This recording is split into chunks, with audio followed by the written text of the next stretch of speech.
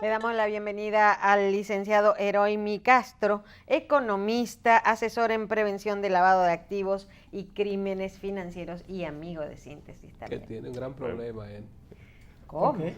Claro, porque él puede ser confundido con el salsero, con este muchacho. ¿Con cuál? ¿Cuál de ellos? ¿Se te pareció a alguien? El salsero, Es que ¿cómo se llama? Hay muchos salseros. El problema que él tiene es ahora que él tiene que ir a hacer una entrevista, ¿verdad, Teresa? Sí, sí. Bueno, Eroimi Castro es de los proponentes, ¿verdad?, para ser miembro de la Cámara de Cuentas. O sea, va al escrutinio de la Cámara de Diputados, que es el que actúa primero, y después la Cámara de Senadores, para ser miembro de los que van a escoger la Cámara de Cuentas. ¿Cuál es el objetivo principal de Eroimi Castro, economista, profesional, especialista en temas antilavado, con mucha reputación nacional e internacional? ¿Qué trabajo piensa hacer en la Cámara de Cuentas? Bueno, muchas gracias, buenos días. Uno cuando viene aquí se siente como en su casa, con amigos. Así es, así es. Y a reflexionar temas de interés para todos, porque este tema de la Cámara de Cuentas es un tema que definitivamente debe ser del interés de todo el país. Una de las cosas que yo entiendo es que la Cámara de Cuentas se debe de abrir un poco más, es decir, llevar su gestión a todos los que son los entes sociales, que están tipificados en la ley también, que son parte de lo que es la sociedad civil o lo que es la sociedad, el control social, y aperturarse más hacia lo que es el control social, de modo tal que se pueda enfocar hacia esas inquietudes de la sociedad civil. Tengo unas propuestas, 10 propuestas, para mejorar la participación, y no solamente la participación, sino el rol de la Cámara de Cuentas en la República Dominicana. Creo que te entregué ahí el documento. Entendemos que la Cámara de Cuentas ha hecho un buen trabajo últimamente, que como en la sección anterior, definitivamente le faltan recursos. Le falta recursos para poder enfocar mejor su trabajo, para poder desarrollar un mejor trabajo. Que el trabajo que debe de realizar es el de fiscalizar realmente, no son simplemente supervisar, sino el de fiscalizar la ejecución del presupuesto. Y algo muy importante en todo esto, que no es solamente para los organismos centralizados y descentralizados del Estado, sino para cualquier ente privado que reciba dinero del Estado. Así es. Es decir, hasta un centavo que reciba una ONG por parte del Estado puede ser o debe ser fiscalizado por la Cámara de Cuentas. Entonces, uno de los principales pilares de mis propuestas estriba en focalizar la fiscalización, la supervisión en el riesgo. Es decir, aquellos entes que manejan más cantidades de dineros públicos serían también los principales, es decir, en los cuales nos focalizaremos en especial. O sea, auditoría de impacto. Es una auditoría de impacto y basada en riesgo. Claro. Y también entonces se haría un diagnóstico de cuáles son las áreas más vulnerables a fin de entonces dedicarnos más a esas. Es decir, por aquello de que una cadena es tan fuerte como el más débil de sus eslabones, ¿verdad? Entonces tenemos que ir a donde están esas debilidades y focalizarnos en esto para tratar de fortalecerla y dar seguimiento, que es algo también tan importante como la misma supervisión, como el mismo informe de supervisión. El seguimiento a las recomendaciones que son emitidas en el informe mismo. Eroimi, cuando hablamos de recursos financieros y hablábamos con el senador y le decíamos de las atribuciones que el Senado tiene para poder apoyar realmente el órgano de control, y entramos en un debate con él que no quiero que te metas ahora, sino cuando tú seas miembro. Amén. Porque lo vamos a discutir él y yo por fuera, porque creo que están equivocados. Sin embargo, cuando hablamos de recursos, hay voz popular de que la gente dice que se requiere mayor capacitación, mayor entrenamiento y contratación de personas con más calidad profesional. Y para eso tiene que tener recursos para pagarle. Claro. Tú no puedes pagarle 30,000 pesos a un auditor que va a auditar a una entidad que ganarle a 10,000 millones de pesos al año. Claro. ¿Entiendes? O sea, ¿qué planteas? Recuerdo que cuando participé en la comisión de implementación de la Convención Interamericana contra la Corrupción, uno de mis planteamientos como jefe de uno de los grupos era que al servidor público había que mejorarle los paquetes salariales o su paquete salarial. No solamente lo que gana mensualmente, sino también en la seguridad laboral. Y se ha avanzado mucho en esto, pero definitivamente debemos de hacer que el servidor público no sea simplemente ese servidor público con vocación de servicio para la comunidad, para la sociedad, sino que también tenga segura su vida. Y que este sea un incentivo para que los jóvenes profesionales que salen, que son graduados de nuestras universidades, se vean motivados a trabajar en el sector público, no solamente porque se la van a buscar o que tienen un mejor cargo, sino porque también eso le garantiza una seguridad laboral. O sea, continuidad en el Estado. Y continuidad en el Estado, ¿entiendes? Es decir, que esa carrera pública realmente sea lo que debe ser. Y está en la ley.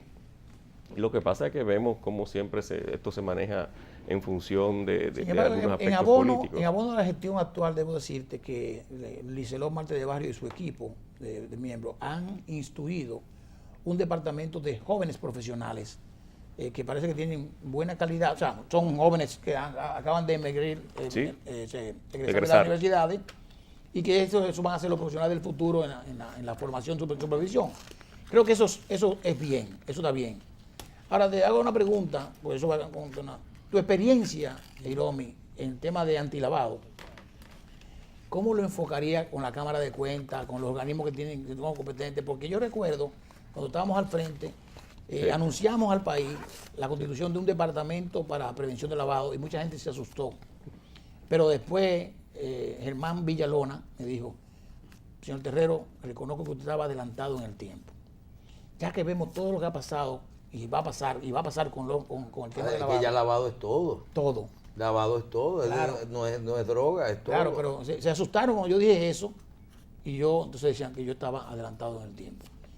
¿Qué plan tiene Hiromi Castro siendo miembro de la Cámara de Cuentas con el tema de antilavado y los efectos que esto ha causado en la economía nacional? Yo continuaría con ese plan que usted trató de forjar aquella vez, puesto de que lo apoyamos aquella vez, e incluso estábamos diseñando una serie de entrenamientos y eso. Yo apoyaría esto porque es que en las entidades que supervisa y que fiscaliza la Cámara de Cuentas, en los organismos centralizados y descentralizados, si se genera algún tipo de corrupción por parte del Estado o dentro del Estado, donde inicialmente se da el escape es ahí. Y donde el dinero se convierte en ilícito es entonces en los procesos iniciales que se dan con los actos de corrupción, con los posibles actos de corrupción que se den en la ejecución presupuestaria. Entonces, ¿dónde está la primera fase del lavado? Esa primera fase del lavado se inicia en esos procesos violados por parte de esos entes que manejan esos fondos públicos. Definitivamente es un enfoque que le daríamos mucha importancia y crearíamos una cultura de cumplimiento en todos los organismos del Estado, en todos los organismos centralizados, descentralizados, y llevaríamos también ese tipo de enfoque a aquellos entes que reciben dineros públicos.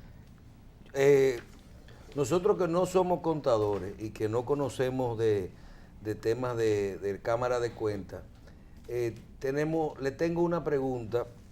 Y creo que muchos dominicanos quisiéramos hacérsela a un posible candidato o miembro a esta posición. La Cámara de Cuentas no tiene presupuesto ni lo va a tener nunca suficiente para estar al día en las auditorías a todas las instituciones al mismo tiempo, al año correspondiente, y no solo al día y a tiempo, porque tú no haces nada. A veces vemos de que la auditoría del 2000, de hace 3 años, 4 años. ¿Qué usted haría, qué usted propone hacer con el tiempo de manejar las auditorías aleatorias para terminarlas a tiempo? O sea, vamos a trabajar con una lista Así que la gente que no secreta, que no se sepa cuándo le va a tocar a esas instituciones. ¿Y qué usted haría con la capacidad que tienen los miembros de la Cámara de Cuentas de, si tenemos un presupuesto restringido y un personal restringido, de enviar o no enviar a auditar a alguien en un periodo determinado? Entonces, yo creo que son dos cosas. ¿Cómo manejo el presupuesto? ¿Cómo decido? Sigue siendo una capacidad de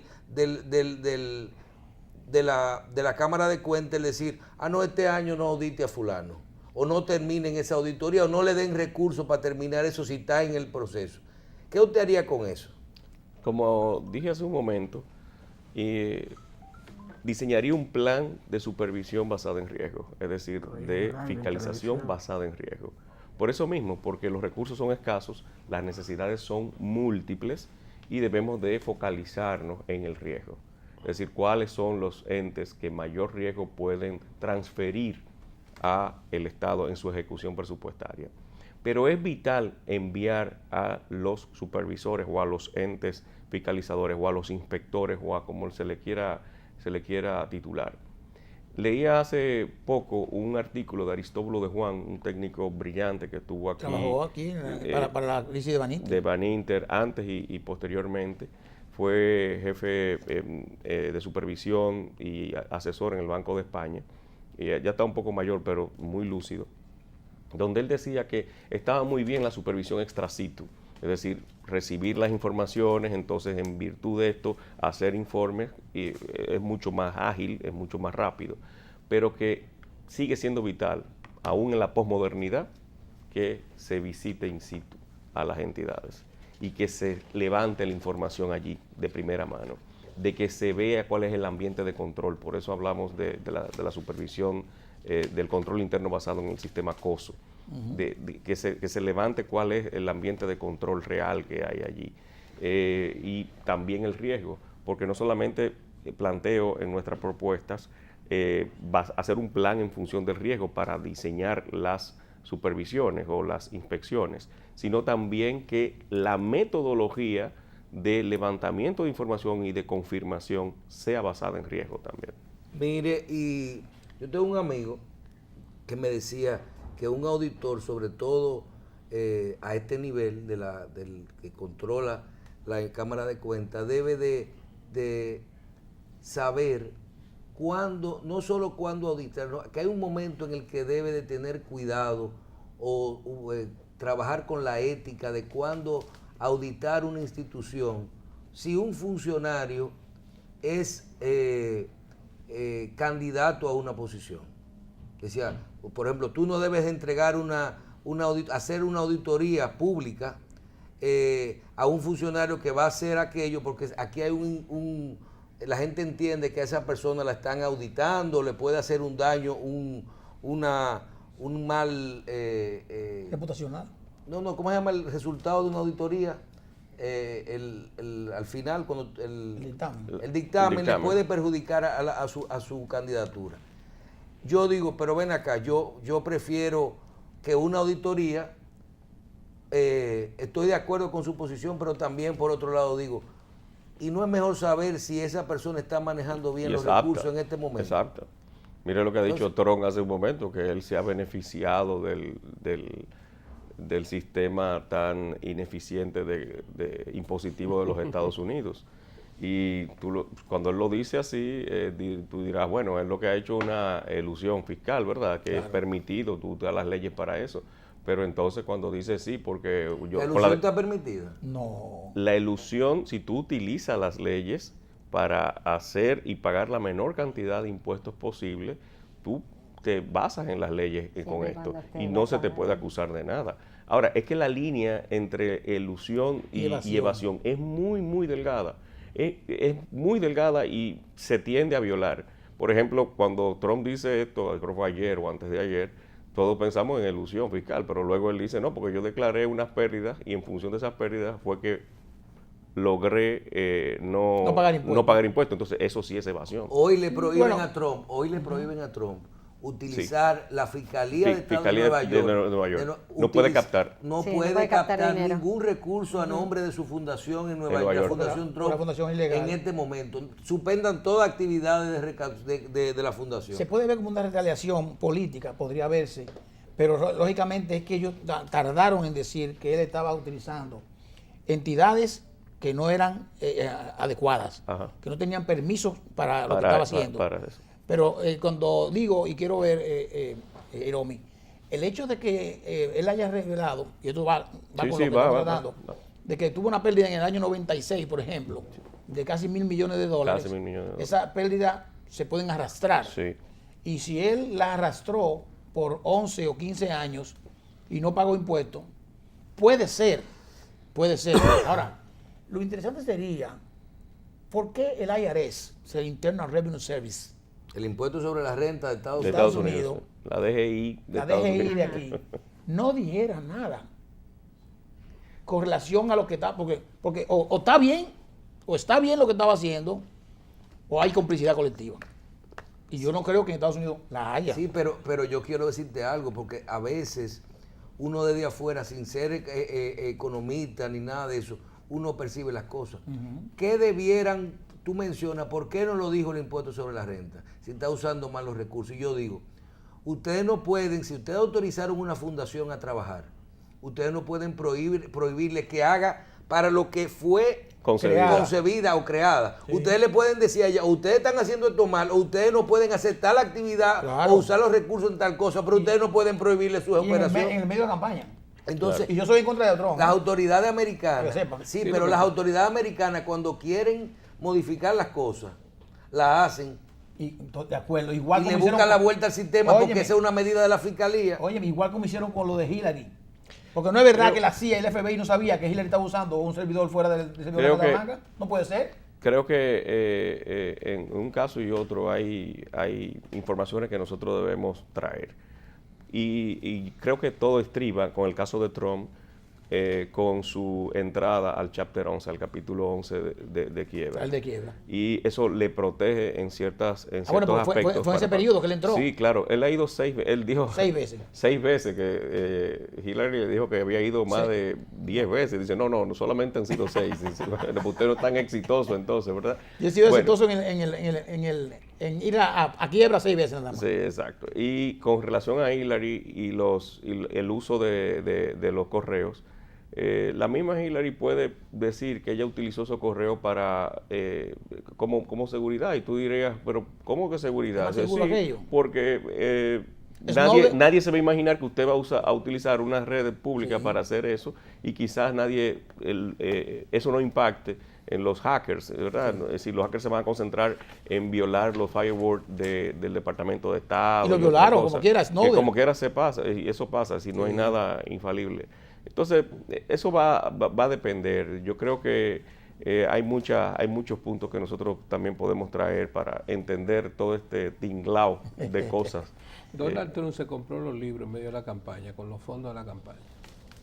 A ese hombre no hay quien lo pare. Eso él no debió hacerlo. A él lo paran el 9. El Leo, Digo, en Yo- sus yo prácticas definitivamente comerciales, en sus creo prácticas eso. comerciales, a él nadie lo va a detener. Yo hice un artículo para el diario Acento, donde escribo todos los miércoles, que le titulé Demagotron, lo posible pero no probable. Él habla de que Estados Unidos está deteriorado y eso. Yo le hago una reflexión de que de cuál deterioro él habla. Si ahora mismo tiene Está uno de los estable. mejores niveles de Estados Unidos está estable. empleo, Empleo, está creciendo, sí. superó la crisis ya. Él lo hace compara unos con los años. aeropuertos. Él pone el aeropuerto y- de Newark, el aeropuerto Kennedy, el de La Guardia versus el de Dubái.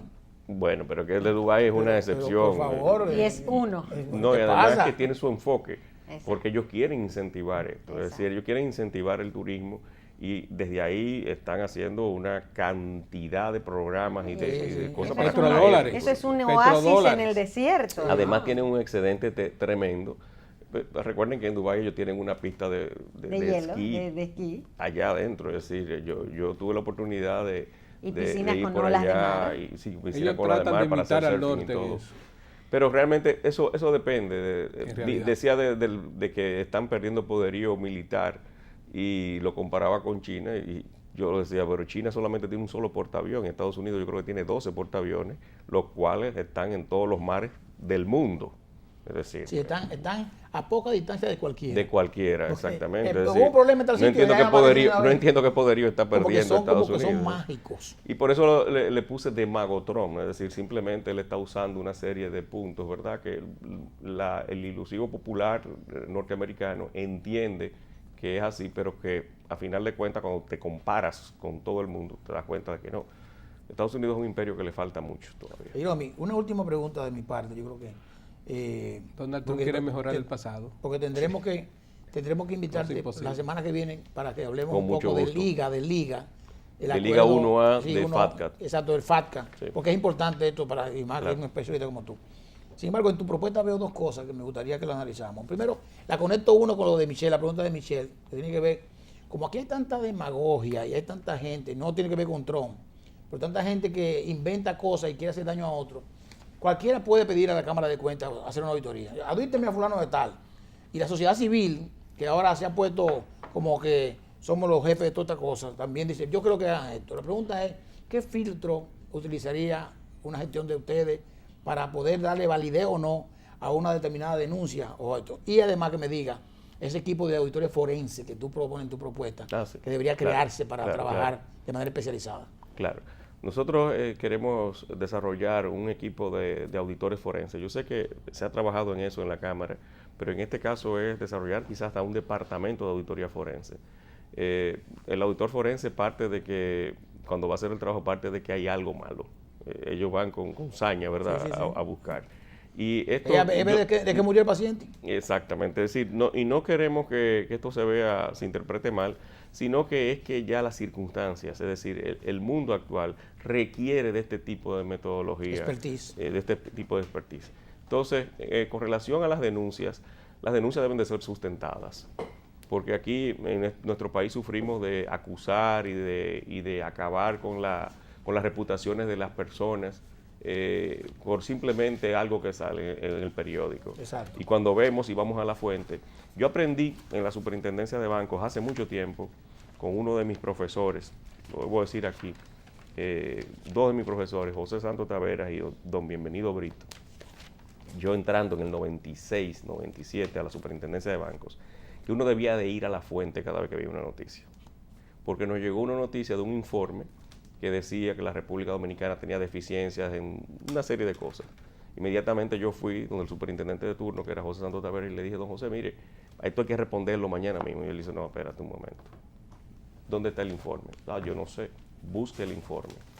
Buscamos el informe, que casualmente estaba en inglés, y entonces lo leímos y no decía eso. Lo que decía era otra cosa.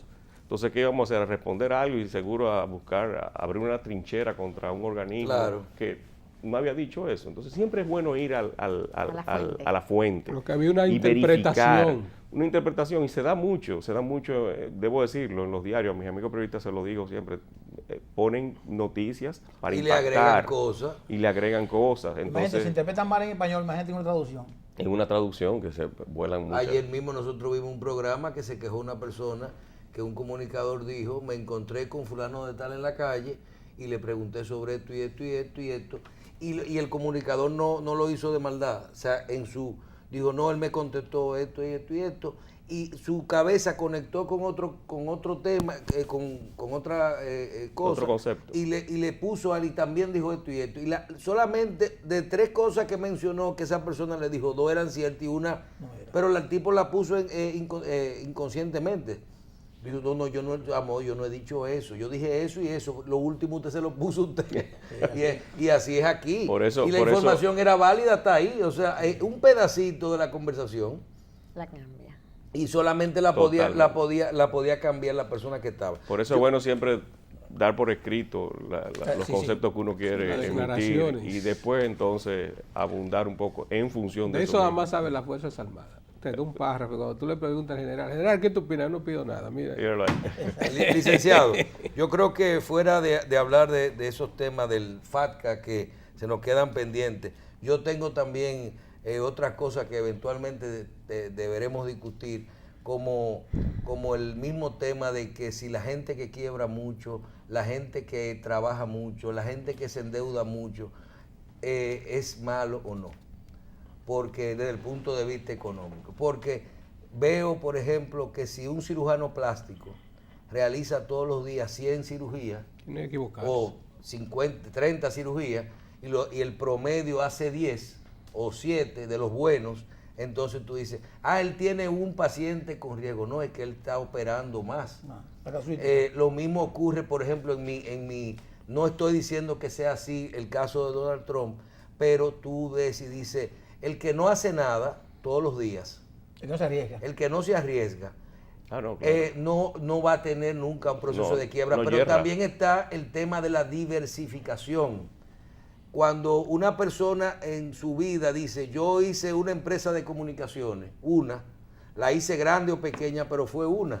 Me fue bien o me fue mal.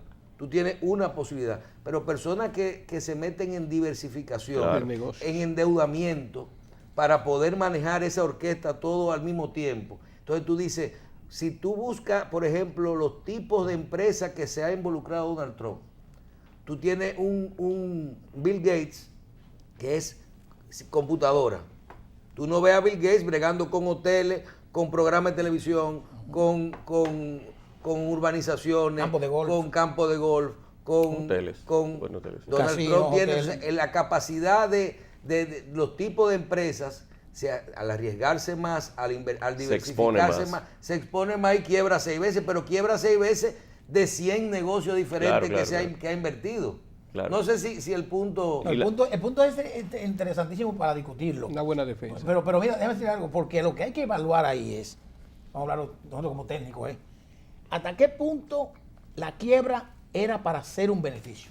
Sí. Exacto. Para hacer un negocio. Pero la quiebra no necesariamente a una persona de su nivel y de su capacidad de realizar diferentes tipos de empresas es mala, si no hubiera incurrido en problemas de evasión fiscal. Sin embargo, cuando él se va a capítulo 11, aquellos proveedores que están de aquel lado esperando sus recursos, no los reciben. No lo reciben. Y puede causar un efecto multiplicador. Exacto. Entonces, tú afectas a otra empresa y tú estás haciendo un negocio por detrás. Entonces eso se ojo, llama elusión. Puede ser.